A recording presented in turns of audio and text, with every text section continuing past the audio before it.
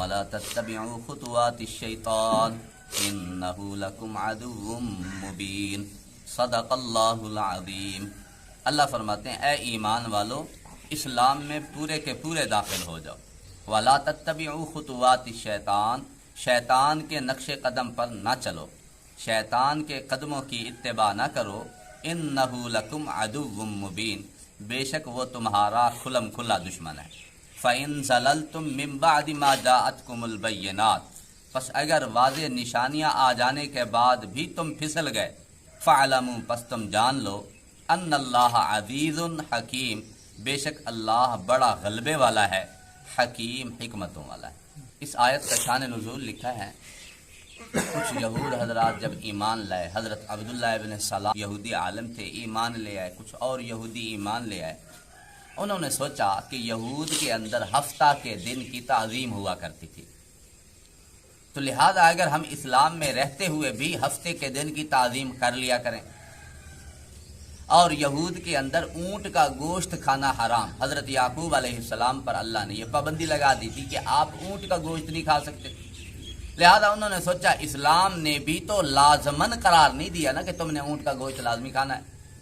اگر ہم ایسا کر لیں کہ اسلام میں رہتے ہوئے، مسلمان ہوتے ہوئے ہم ہفتہ کے دن کی تعظیم بھی کر لیا کریں جس طرح جمعے کے دن کی تعظیم ہے، اور اونٹ کا گوشت ہم نہ کھایا کریں، تو ہمارا وہ والا سسٹم بھی چلتا رہے گا اور یہ اسلام والا بھی چلتا رہے گا۔ اللہ نے فرمایا نہیں نہیں بھائی، یہ کام نہیں چلے گا، ایمان والو پورے پورے اسلام میں داخل ہو جاؤ۔ یہ تمہارے اندر بات نہیں ہونی چاہیے کہ وہ والے اعمال بھی یہ والے بھی۔ مفسرین نے اب اس کے دو مطلب لکھے ہیں، اے ایمان والو پورے پورے اسلام میں داخل ہو جاؤ، اس کے دو مطلب انہوں نے سمجھائے ہیں۔ ایک تو یہ انسان کے اعضاء و جوارح تو ایمان اور اسلام کے مطابق چل رہی ہیں، نماز بھی ہم پڑھ رہے ہیں، روزہ بھی رکھ رہے ہیں، زکوٰۃ بھی دے رہے ہیں، حج بھی کر رہے ہیں، لیکن دل دماغ کسی نہ کسی عمل پہ جو رب نے حکم دیا ہے مطمئن نہیں ہے۔ نمازی میں ہوں، روزے دار میں ہوں، زکوٰۃ بھی میں دیتا ہوں، حج بھی میں کرتا ہوں، لیکن میں کہتا ہوں یار ہمارے ملک کا نظام سود کے بغیر نہیں چل سکتا۔ ایک مسئلے پہ اٹک گیا، سود کے بغیر کیسے نظام چلے گا؟ یہ ہو نہیں سکتا۔ یہ جھوٹ کے بغیر نظام کیسے چلے گا؟ جھوٹ تو بولنا پڑتا ہے، گھر میں نہ بولوں، باہر نہ بولوں، آفس میں نہ بولوں، دفتروں میں نہ بولوں، جھوٹ بولوں تو کام چلتا ہے، کوئی نہ کوئی دلیل ایک دو ہم ساتھ ملا لیتے ہیں۔ تو اس طرح کی باتیں یہ اس ترجمے میں انہوں نے سمجھائی ہیں۔ ایک مطلب یہ سمجھایا کہ کچھ احکام کو تو میں مانوں، کچھ کو نہ مانوں۔ نمازی بھی میں ہوں، صف اولیٰ کا نمازی بھی ہوں، جب بیٹیوں کو حصہ دینے کی باری آتی ہے یا اے اسلام کھچ ماری ہے، اپنی مرضی ہوتی نا، جیسے ہم مرضی تقسیم کرتے ہیں، بیٹیوں کو حصہ نہ دینا پڑتا۔ تو اس طرح کی باتیں کہ کچھ احکام کو تو مانا، کچھ کو نہ مانا، تو یہ بھی اس کا مطلب ہے۔ یہ تو ایسے ہے نا، جیسے ایک مفسر قرآن نے مطلب سمجھایا نا کہ انسان تو بڑا خوبصورت ہے، بس ایک آنکھ سے کانا ہے۔ انسان تو بڑا خوبصورت ہے، بس ایک ہاتھ نہیں ہے، ٹنڈا ہے۔ انسان تو بڑا خوبصورت ہے، ایک ٹانگ نہیں ہے، لنگڑا ہے۔ یہ ایسے ہی ہے جیسے ہم سب کچھ احکام کو تو مانتے ہیں، جب کچھ کو نہیں مانتے ہمارا دین ایسے ہی ناقص ہو جاتا ہے، کبھی کانا ہمیں محسوس ہوتا ہے، کبھی ٹنڈا اور کبھی لنگڑا۔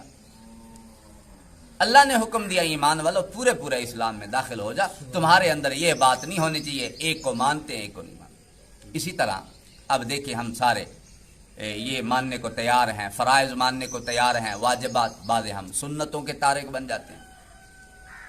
اب داڑھی شریعت میں معذرت سے، داڑھی شریعت میں دین کا حصہ ہے، سنت ہے، ہم کہتے ہیں داڑھی ہم نہیں رکھ سکتے، یہ کام مجھ سے نہیں ہوتا، ایک حکم کے تارک ہو گئے۔ جی میں یہ تو کرنے کو تیار ہوں، لیکن زکوٰۃ اور عشر یہ کیسے ہو سکتا ہے، یہ مجھ سے نہیں دی جاتی۔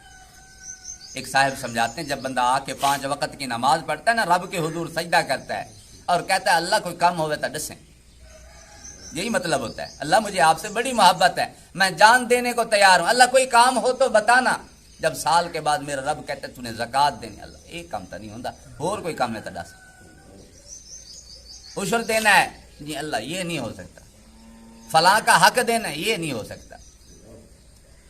حقوق العباد دینے والا بار بار گزارش، جس نے بندوں کے حقوق دینے ہیں، زندہ ہیں ان سے معذرت کر لیں، نہیں ادا کر سکتے۔ اگر دے سکتے ہیں، دینے کی قدرت ہے تو کیا کر لیں، ان کو ادا کریں، معذرت بھی کریں. وگرنہ حقوق العباد کا تارک وہ شہید کے متعلق بھی آیا کہ شہید کا خون کا قطرہ زمین پر بعد میں گرتا ہے، اللہ کے ہاں پہلے معافی ہو جاتی ہے، سوائے دین کے، حقوق العباد کے، باقی سارے اس کے گناہ معاف. حقوق العباد پھر بھی معاف نہیں ہوتے. اور حقوق العباد کا تارک بیت اللہ کے اندر کھڑے ہو کر اسے موت کیوں نہ آ جائے، جب تک بندے معاف نہیں کریں گے اللہ معاف نہیں کریں گے. آج آویدہ آوا چاٹ حقوق العباد کے نا بس بالکل کسی کو گالی دے رہے ہیں، کسی کو تھپڑ مار رہے ہیں، کسی کا حق دبائے ہوئے ہیں، کسی کی زمین دبائے ہوئے ہیں، اور دکاندار کے کھاتے دبا گئے، مولویوں کی تنخواہیں دبا گئے. اور تو اور پہلا مسئلہ یہ اب تو مسئلہ بھی یہی چل رہا ہے نا، یہ بھی ہم نہیں چھوڑتے. یہ تو اللہ علماء کو دیتا ہے خزانوں سے، وگرنہ ہمارے دینے کا حال تو ہمارے سامنے.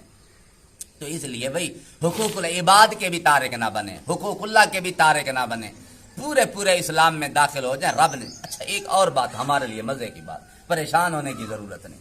میرے نبی علیہ السلام نے ایک دفعہ اپنے صحابہ کو فرمایا، میرے صحابہ جس زمانے میں تم ہو نا، دین کے 10 حصے ہیں نا، 9 حصوں پہ چلو، ایک حصہ چھوڑ دو برباد ہو جاؤ. ایک زمانہ آئے گا وہ دین کے 10 حصوں میں سے ایک حصے پر بھی چل پڑیں گے، کامیاب ہو جائیں گے.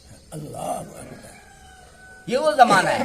وہ پوچھا گیا کیسا زمانہ؟ فرمایا دین پر چلنا اس طرح ہو جائے گا جیسے ہاتھ کے اوپر انگارہ اٹھا کے چلنا.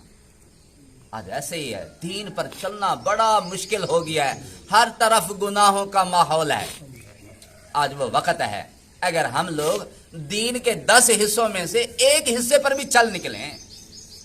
کوشش تو یہی کریں کہ 100% دین پہ چلیں، ہر وقت کوشش یہی ہو.